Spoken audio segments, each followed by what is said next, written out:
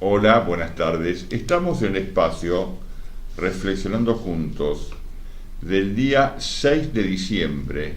Son las 18:11. Estamos trabajando en Rosario, dije el espacio y el tiempo, sobre la posibilidad de pensar lo pensado, de pensar lo sentido, de pensar lo actuado.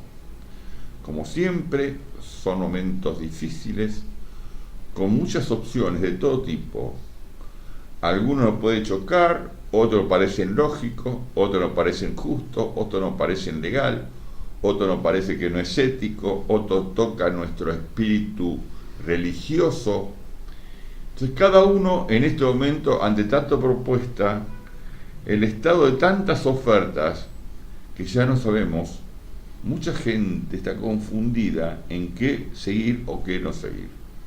Y toda propuesta tiene sus seguidores en este momento, porque hay gente para todo, hay gente que está echando la culpa a otra gente, y otra gente se responsabiliza del mal de otra gente. Parece juego de palabras que estoy haciendo con gente y gente, pero es tan difícil el darse cuenta y cada uno que se ponga el sayo y asumir una parte de responsabilidad, no de culpabilidad, y otros de enfadar todo para afuera, como si fueran los santos evangelios, hablando como si fuera el Mesías, tanto judío, católico, musulmano, el que sea, o agnóstico. Entonces son momentos de mucha posibilidad. Además, estamos cerca de fin de año. Aparentemente tuvimos un buen esquema del G20, o sea, salió bien organizadamente, con mucho control policial, con mucho orden, pero ese orden es el orden de las cárceles, es el orden de los cementerios casi, sí, aunque no hubo muertos, pero es el orden del no movimiento, y no hay cosa que tiene más ordenado que un cementerio de muertos. Eso es totalmente ordenado. Es cierto. No hay ningún tipo de movimiento. Y cuando no podés ir a tu casa, no podés usar el auto, no podés tomar ciertos colectivos, y la ciudad estaba sitiada como en la época de guerra, de la Segunda Guerra Mundial, entonces claro que hay un orden, pero ¿cuánto tiempo se puede vivir en ese orden que es totalmente ficticio, armado y estructurado? Pero hay gente que eso le gusta, pero no se da cuenta que es totalmente artificial, porque la vida es casi permanente movimiento. El movimiento es un desorden, el movimiento no es orden. Claro. Porque uno tiene muchas alternativas para moverse, pero justamente en ese estado es lo que mucha gente lo vio como si fuera la gran posibilidad argentina. Son de vuelta, son posturas, son momentos, y habíamos vivido casualmente 10 días antes que el partido Boca River no se pueda jugar en Argentina. Y acá estaban los grandes emperadores del mundo, dije emperadores, reunidos en Argentina. Pero gracias a Dios pasó lo de Macron, lo de Francia, que Macron estaba acá, tipo pintón, joven, estuvo en el Ateneo, en la biblioteca, y de pronto en París los chalecos amarillos se van a la calle y tuvo que dar marcha atrás. Tuvo que bajar el impuesto al combustible y a las tarifas. Como siempre planteo que París, Francia, desde 1789, la toma de la Bastilla, marcó movimientos sociales muy fuertes que marcaron el rumbo para todo el planeta. Me refiero, si queremos hablar de Daniel el Rojo, Con Bendich. Exacto, Claro. con Bendich. Hay muchos ejemplos de que los franceses no son carne o huesos fácil de roer, son muy duros y tienen mucho sentido de patriotismo. Uno cuando va a Francia puede parecerle que son casi patrioteros, pero realmente son muy patriotas, y cuando aumentaba la nafta ya la gente no solo no cargaba nafta, sino que no estaba de acuerdo y se iban a las calles. Y hubo un gran lío, y decía sí, pero un orden distinto. Han pintado el Arco de Triunfo lo hicieron pomada, han roto bancos. ¿Qué me dicen? Chamelisef, toda la zona. Exactamente, han hecho París. pomada a muchas partes y la policía tuvo que recular. Y es más, hubo policías que no quisieron reprimir a los chalecos amarillos. No quisieron reprimir. Se abrazaban los policías con los chalecos amarillos. El que tuvo que volver para atrás es el presidente. Claro. Entonces, cuidado con los ejemplos que nos venden. Traten de mirar los canales extranjeros, que todos tenemos, o muchos tenemos cable de afuera. Miren, aunque no entiendan el francés, yo balbuceo un poco francés, pero miren las imágenes y van a ver cosas que no se pueden creer para nuestra mirada cotidiana argentina ante un disturbio. O si no, empezar a entrar en internet, y hay muchos sitios que Ahí está. posibilitan. Bueno, me había olvidado de ese detalle, Sí, pero es realmente increíble cómo los gendarmes franceses se oponían a reprimir a los chalecos amarillos. Sí. Son estilos, son sentidos, son sentido de pueblo, son sentido de pertenencia y de pertinencia.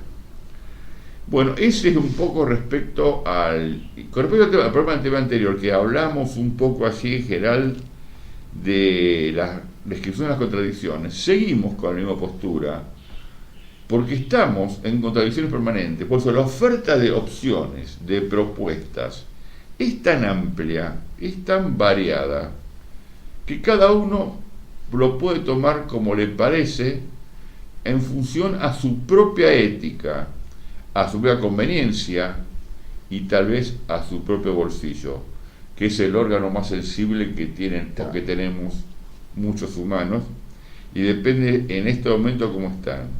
Y siempre siguen jugando el tema de la aporofobia, la culpa es de los otros y sobre todo los pobres. Es decir, o los sindicatos o los obreros, y así estamos. Bueno, el tema de hoy, ¿qué lo vamos a tocar? Tratar de tocar. Hay acá una antinomia que está jugando, o que quieren hacer jugar, que es la seguridad versus la economía.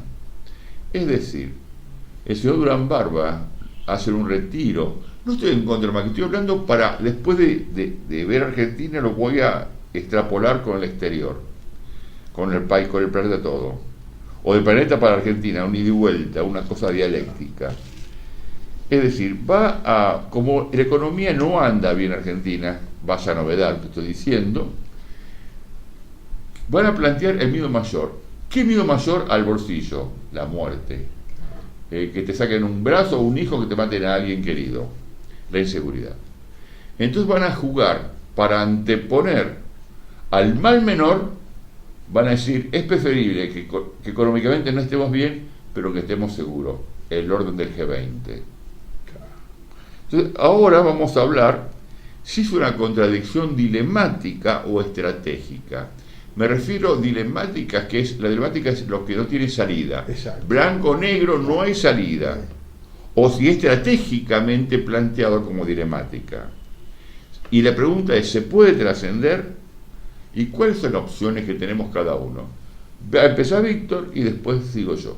¿Te parece bien, Víctor? Sí. ¿Querés agregar algo más de esto, de la planteo? Del inicio? No, está bien, porque justamente seguimos recorriendo quizás el término que hablamos antes, las frases o las palabras que marcaban aquello que un poco definía dónde está el problema o qué hacer frente a ciertas situaciones que parecen insolubles. Perdón, voy a buscar el mate. Sí. Bien, no solo en el país, sino que hablamos en el mundo. Pero bueno, estamos ubicados aquí, hablamos de Jaime Durán Barba como el hombre que maneja la comunicación del actual gobierno, con Marcos Peña, que es el jefe de gabinete, donde va marcando un ritmo, es decir, bueno, dónde encontrar el punto de que hace a la contradicción entre el vivir bien y el que lo están trabando. Antes era el pasado, el actual, el anterior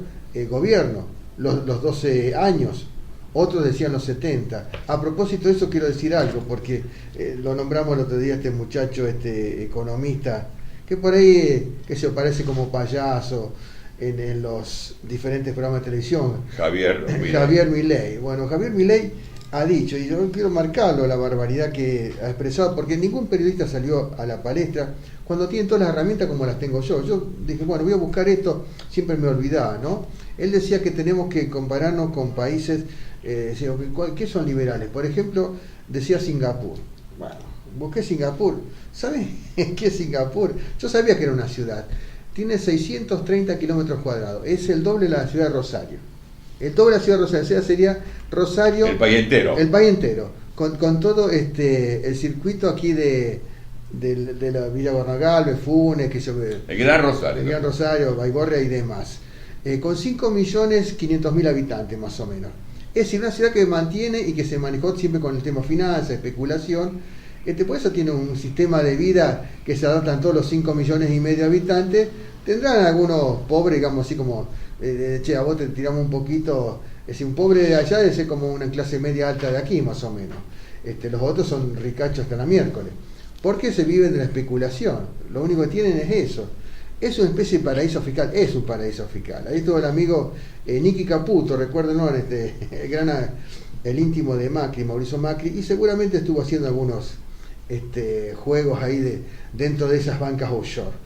Pero eso quería aclararlo para decir, este hombre qué chanta que es, ¿no? Que se dice liberal, va a un sitio de concentración del capital financiero, capital especulativo, que no tiene que ver, incluso siendo neoliberal y es libertario, con el liberalismo tradicional. Yo digo que las reglas del liberalismo histórico de Adam Smith y David Ricardo, que hablan del bienestar de los pueblos, que hablaban incluso de compartir la riqueza para que los pueblos realmente supieran gobernarse y estar mejor. Nada que ver, el neoliberalismo es todo lo contrario, es la concentración de un grupo de poder a costa de los otros. Y ahí voy al tema el tema de por qué en la Argentina está ocurriendo lo que está ocurriendo. Y valga la redundancia, porque también es lo mismo que en Francia o lo puede ser en Alemania, hasta el mismo Brexit que maneja Theresa May en Inglaterra. El problema es que hay poco para repartir, señores. Hay poco para repartir. No porque no exista tanta riqueza, porque los menos se llevan cada vez más. ¿Y por qué se llevan cada vez más? Porque necesitan llevarse más, porque si no, no pueden competir entre ellos y no pueden subsistir. Grandes fortunas, hablamos de miles de millones de dólares, incluso vean ustedes... Para mí, yo tengo una pregunta, ahí no acuerdo con vos, no entendí lo que quisiste decir. ¿Para vos cada vez menos? Claro, en función del sistema capitalista concentrado. O se apropian cada vez más los más ricos. Claro, entonces esto no se respeta, esto es mío. Guarda, ustedes gobiernen, claro, pero o sea que no hay cada vez menos. No hay mucha, pero se lo llevan todos los ricachones, ¿eso te estás refiriendo? Total Petróleo de Francia le sacará mucho más a Macron y dice, no, ¿qué te vamos a pagar? ¿Qué te jodemos? Te traemos el petróleo de África un poquito, negociamos con los rusos. Hay una teoría de que somos demasiado en el planeta para la riqueza que hay. No, para nada. No, vos solo pedir aclaración, perdón. Yo hablé del capitalismo y necesita estar concentrado porque justamente los que especulan más, y hablamos sobre todo del área informática o electrónica. Ustedes saben, Bill Gates prácticamente hoy es tercero en el mundo, su fortuna casi siempre era primero con 80.000, 90.000 millones de dólares, ahora pasó a Amazon, el rey de Amazon tiene más de 100.000 millones de dólares. Hay otro también que se dedica a las telas, Zara, que es la gran casa de España, española, es unos grandes ricos, no me acuerdo el apellido del titular, pero bueno, pero pelean entre ellos por fortunas inconmensurables, una locura. Y lo que hay menos para repartir, insisto, porque se las llevan muchos menos, digamos. Por eso, lo que hemos visto también en este famoso G20, ¿qué pasó cuando firmaron el acuerdo del Tratado de Libre Comercio de la América del Norte? Usted lo veía en el centro, al amigo Donald Trump, con esa cara de perro bulldog y haciéndose el altanero.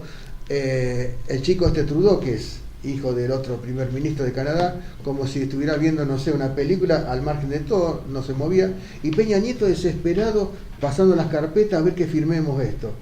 Y Peña Nieto firmó todo, y ya viene de varios años, esto lo tengo que nombrar al mexicano, porque ya fue suplantado por Manuel López Obrador. Asumió el nuevo.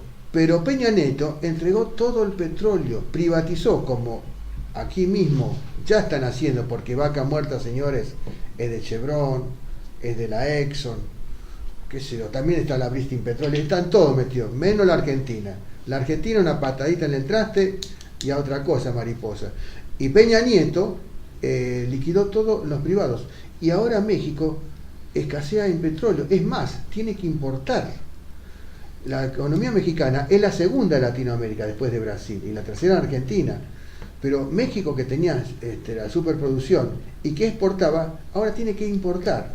Este negocio que se viene para aquí. Por eso estoy diciendo, hay menos para repartir. ¿El que asumió ahora es del PRI también? No. Este justamente de la izquierda. Es como si asumiera aquí que es el Polo Obrero o ¿Tan así, tan izquierda es? No tan, pero comparado con lo que eran antes los otros. Sí, no, el PRI era un nacionalismo pero conservador, ya no era ni siquiera el peronismo, digamos. Porque ¿sí? Se bajó el sueldo al 40% y nadie puede llamar al presidente. O sea, bajó todos los precios, sí. Vendió los aviones, hizo una reforma aparentemente importante. Claro, como siempre dicen, los primeros 100 días son los que uno tiene que dar el golpe para ver si se instala. Bueno, tiene muchos desafíos.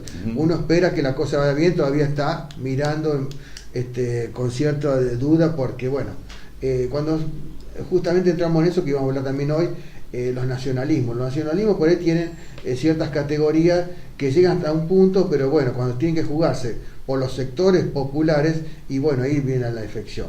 Porque justamente el poder económico, ustedes dicen el mercado, aprieta. Te empieza a jugar con los números, te desestabiliza y tenés que enfrentarlo. No queda otra.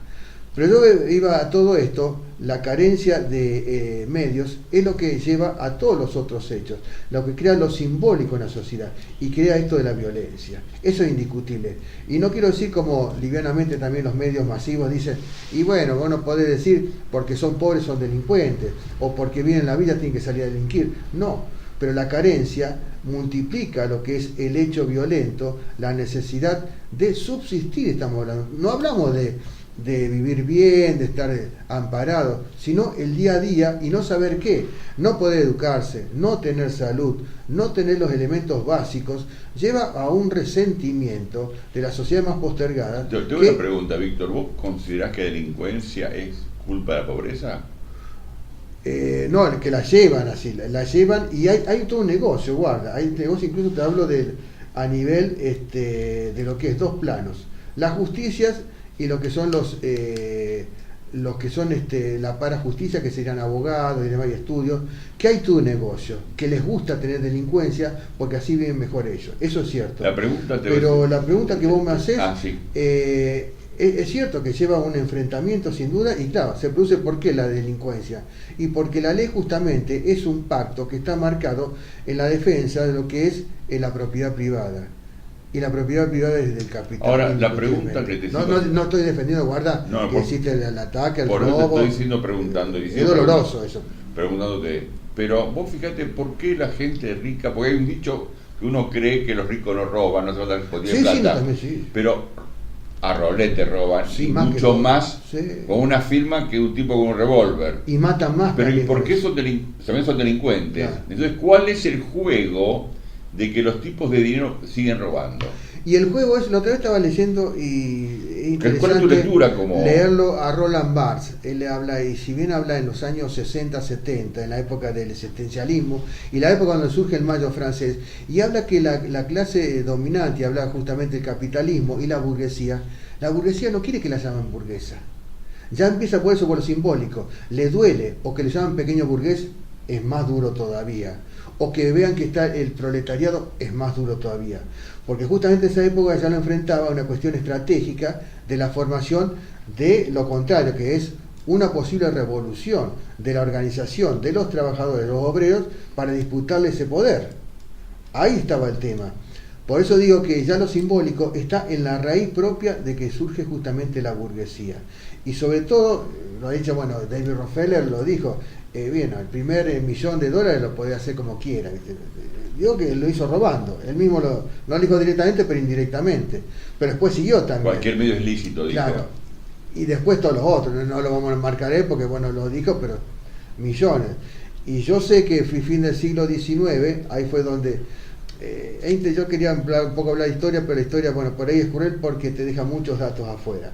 Pero una gran crisis, no fue la crisis de 1929, pero la crisis de 1890, que nos toca en Argentina muy fuerte, porque justamente Argentina era el principal comerciante con Inglaterra. El 42% de las transacciones comerciales del Imperio Inglés que tenía, ¿saben cuánto? 37 millones de kilómetros cuadrados. Yo justo venía caminando por aquí y decía, pucha, son 10 veces más que la superficie de la Argentina con el territorio antártico, que son 3.700.000 kilómetros cuadrados. Esos eran 37 millones. Esto para que ustedes se hagan una magnitud del poder inglés territorial, y que lo territorial es fundamental. Fue en su tiempo, lógico, ha pasado ahora directamente mandan los mensajeros, tienen las embajadas, los muchachos negocian, no necesitan la colonia directa, pero son neocolonialistas, porque necesitan forjarse todo el poder económico atrás de eso. Pero esa gran crisis de 1890, ¿qué trajo? Justamente trae el nacimiento del radicalismo ahí, con Leandro Alem, después Irigoyen y demás. Es decir, los sectores populares, los sectores que estaban tapados, y la Argentina que se hizo, hay que nombrarlo aquello porque es lo que se maneja ahora, era la Argentina del general Mitre. ¿El general Mitre qué hizo? Escribió una hermosa historia. Yo voy a defender al padre de la patria, pero escribió una hermosa historia y por demás de elocuente sobre San Martín. Puso un héroe nacional, que era un guerrero, y ese guerrero justamente representaba a todos los guerreros. Por ejemplo, al general Roca, que mató a todos los indios y que conquistó todo el territorio hacia el sur. Es decir, nos dio la territorialidad a la Argentina. ¿Pero qué Argentina? No la nuestra que tenemos ahora, que todos los sectores sociales. La Argentina para los terratenientes y las oligarquías, que era lo que querían ellos. Y por eso lo pusieron a San Martín y fue intocable. ¿Y por qué San Martín? Porque San Martín también era masón, como era masón Mitre, como fue masón también el general Roca, Sarmiento mismo, hasta el mismo José Hernández. Eso lo marco porque es el nacimiento de la Argentina, y ahí se marca también lo simbólico, el surgimiento de la nueva burguesía. La nueva burguesía también siempre se negó a presentarse. En esa época, en 1890, empiezan los primeros inmigrantes a venir a Argentina. Exacto. Y vinieron todos los anarquistas, por eso el gran despelote, la revolución de 1905 y en 1916 asume Irigoyen. Exactamente. Es decir, hay elementos... Los primeros barcos inmigrantes están llegando en esa época. Claro. Y recién el voto, justamente cuando asume Irigoyen, el voto universal, que implica reconocer todos los derechos. Porque fíjense ustedes, mucha gente actualmente que está en el gobierno, no digo todos, pero algunos que sí, la malaria, los problemas son 70 años a esta parte, antes estaban llenas las arcas, éramos el quinto país del mundo, pero a costa de que aquel país, de que era quizás para 1,5 millones de habitantes, por ahí 1,5 millones, pero los 2,5 millones que vinieron de afuera no tenían nada. Pero esto yo creo que ha generado y siempre una raíz de violencia. Nunca se aceptó la inserción de otros sectores.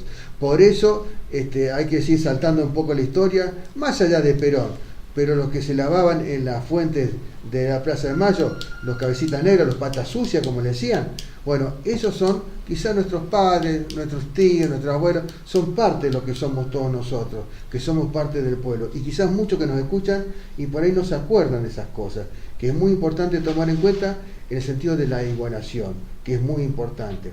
Por eso yo hoy traía esto, ¿por qué estas leyes ahora se ponen tan duras en el tema de reprimir y señalar, sobre todo los malos y los buenos? Ese es un tema, creo que en la Argentina, que nosotros, como se ve en Estados Unidos, los malos son los inmigrantes, estos que vienen de Guatemala, que ahora se instalan en la frontera de México. ¿Quiénes son esos para venir aquí?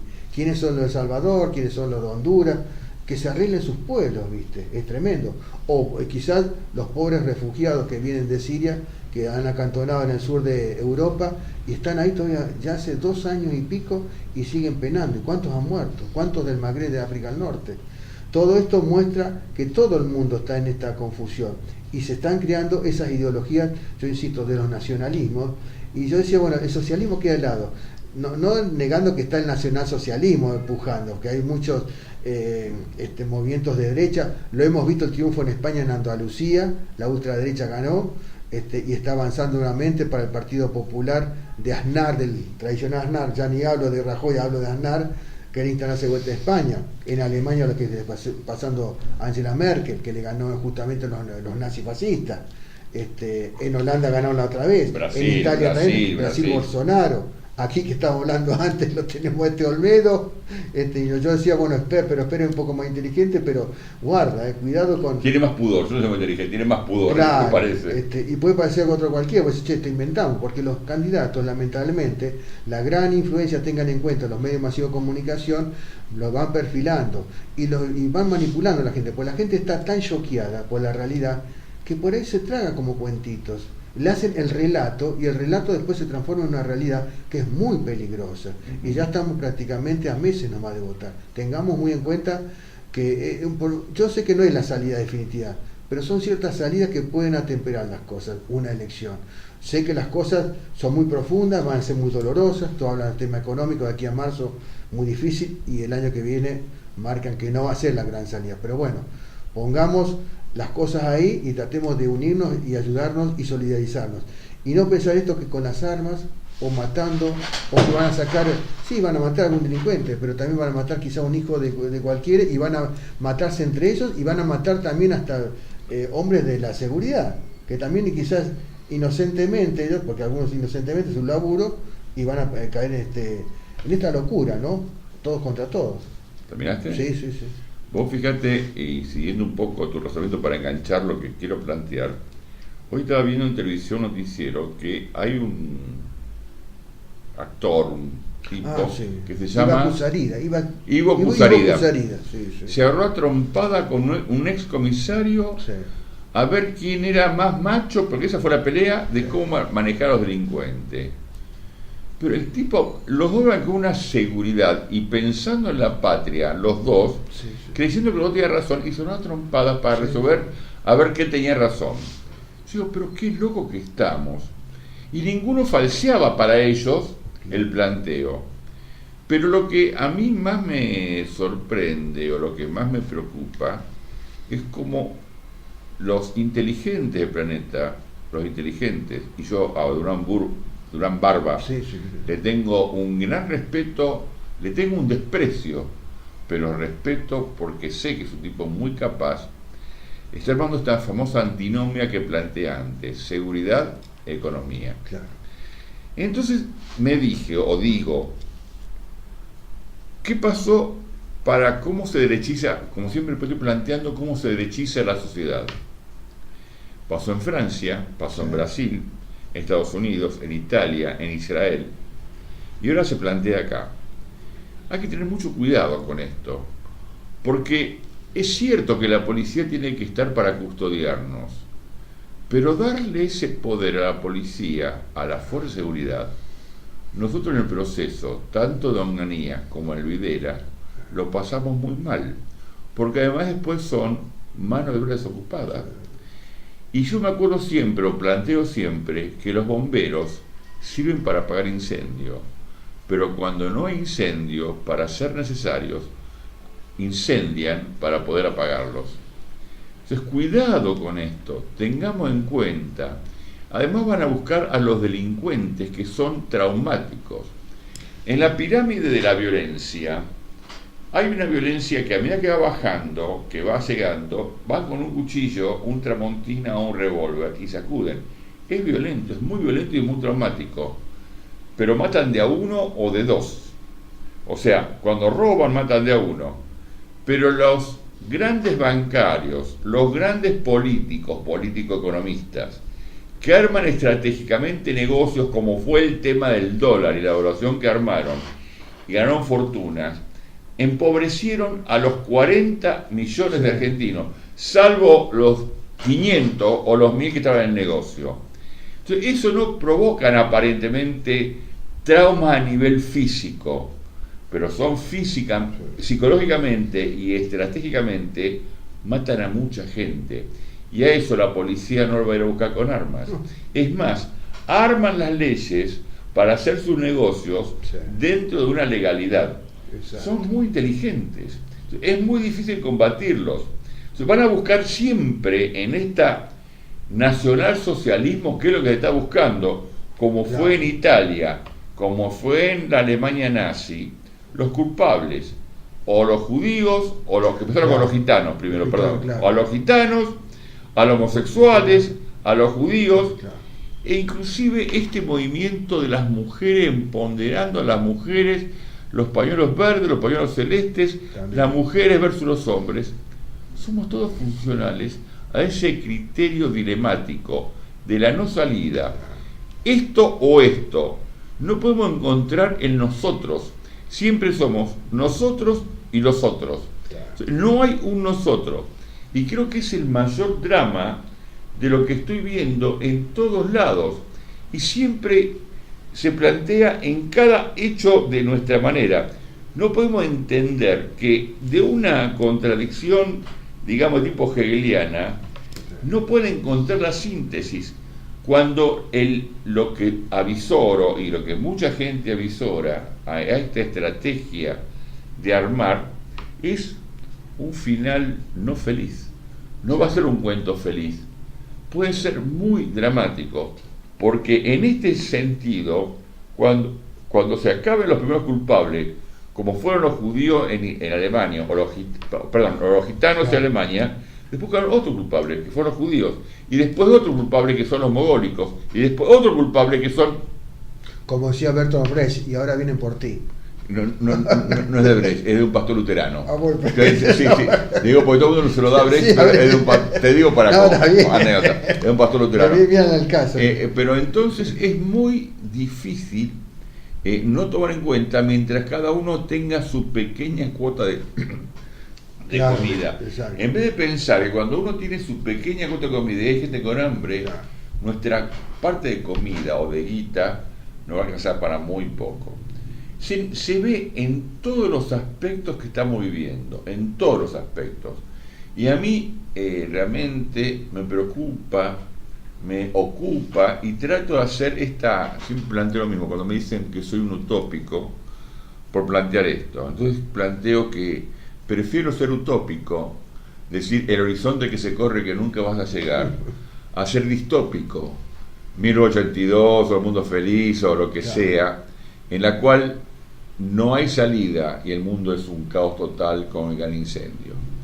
Y una cosa que me llamó mucho la atención, yendo al tema del G20, que hubo un terremoto en la ciudad de Buenos Aires, en La Plata, en la ciudad de Buenos Aires. Creo que buscaron antecedentes, pero creo que no hubo en los últimos 200 años. Y justo en el G20, claro, 3,8, no sé cuánto. El madre, no, 3, y pico. Okay. La madre Gaia, o sea, el planeta Tierra, rezongó. Y creo que hay una parte de mi ser que es místico, que es, digamos, de tipo parapsicológico, después de tantos años de estudio, de creencias a esto, que hay alguien, que hay un mecanismo, de un orden, de un Dios, de los hermanos mayores como son los extraterrestres o los ovnis o de lo que sea, que dentro de todo nos están cuidando. Es lo que creo, ¿eh? Sí. Uno es como que se permiten hacer demasiada, entre comillas, boludeces o hijo de puteces, claro, pero creo que hay un orden establecido, que algo va a pasar para que no suceda lo que estamos forzando todos como planeta para que suceda, que es la destrucción de la humanidad.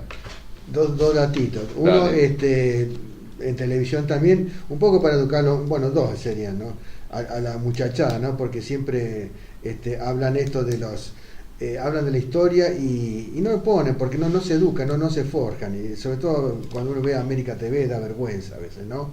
El tema de los famosos negros o los de piel oscura africanos, que siempre han dicho sí, no, pero Argentina nunca tuvo, después de 1813 no hubo más esclavitud. Claro. Asamblea del año 13 se refiere se terminó en la Asamblea del año 13, pero aprovechó, nos llamaron norteamericanos, ahí de George Washington, Benjamin Franklin y Thomas Jefferson, los tres masones también, y se llevaron los negros para allá. ¿Vos sabés que los secuestraban y los llevaban a los algodonales? Eso tengo que decirle para estos ignorantes. Y sí, había otra mitad que se los llevó a San Martín en las campañas, que lógicamente para lo que era la guerra contra España, para liberar América. Que bueno, que hubo otra contemplación, hubo otra atención, pero no es porque que se oí no había negros aquí que se hacían barbaridades. Otra, el tema de la violencia y cómo se resuelve en otras partes del mundo. Muchos nombran Nueva York, hablan de la tolerancia cero de Rudolf Giuliani, que iba a ser candidato a presidente. El alcalde famoso. Bueno, Rudolf Giuliani... Tolerancia cero, dijo. Hizo tolerancia cero, pero que ¿saben lo que hizo? Arregló, fue con los narcotraficantes y sobre todo con los que tienen plata, los que bancan a los narcotraficantes, y que bueno, muchachos, yo tengo que sacar a los delincuentes acá, bueno, te ayudamos, si no nos tocas te ayudamos. Eso, pactó con los narcotraficantes, están vivitos y coleando todavía en Nueva York. Eso para que la gente se dé un poco cuenta. Y lo tercero, sí, una cuestión ideológica. Traten de leerlo nuevamente a este hombre Smith, Carl Smith, un filósofo, lamentablemente, que es una de las bases del apoyo al nazifascismo hitleriano.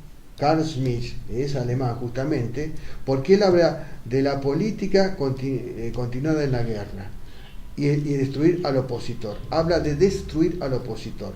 Eso es lo que se está forjando ahora.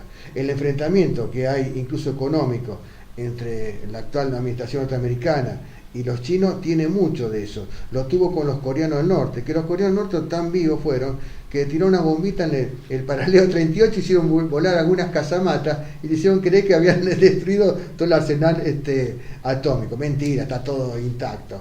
Pero guarda que hay una tensión y hay que volver, lamentablemente, no despreciar a estos filósofos que están en contra de la libertad, en contra de lo que planteamos nosotros, pero hay que saberlos observar, estudiarlos, porque son parte del pensamiento de estos desgraciados que nos están haciendo enfrentar unos con otros y nos están manipulando de una manera tremenda y que tienen estas ideas, ¿no?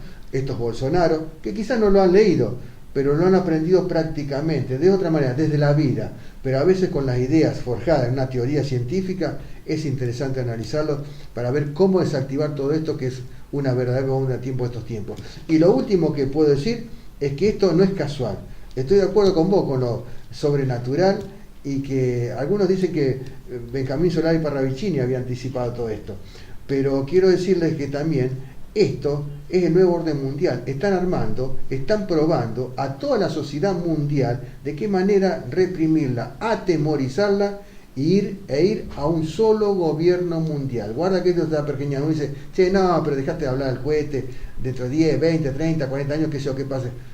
Cuidado que se está armando, como está la gran transformación tecnológica, que la cuarta generación de revolución industrial, también se está armando esto, para poder pergeñar. Cuidado. Bueno, hemos llegado al fin, hay mucho para decir con respecto al tema esotérico, místico. Eso es buenísimo. Hay toda una concepción, digamos, de muchas maneras para verlo, pero no es el momento para hacerlo. Llegamos al fin. Si quiere comunicarse con nosotros, jgerman@fivertel.com.ar, el celu a través de mensaje de texto de WhatsApp, de WhatsApp 156832997, y si no por Facebook, mensaje público privado hacia mi persona. Y nos encontraremos en el próximo espacio. Muchas gracias y nos estamos viendo.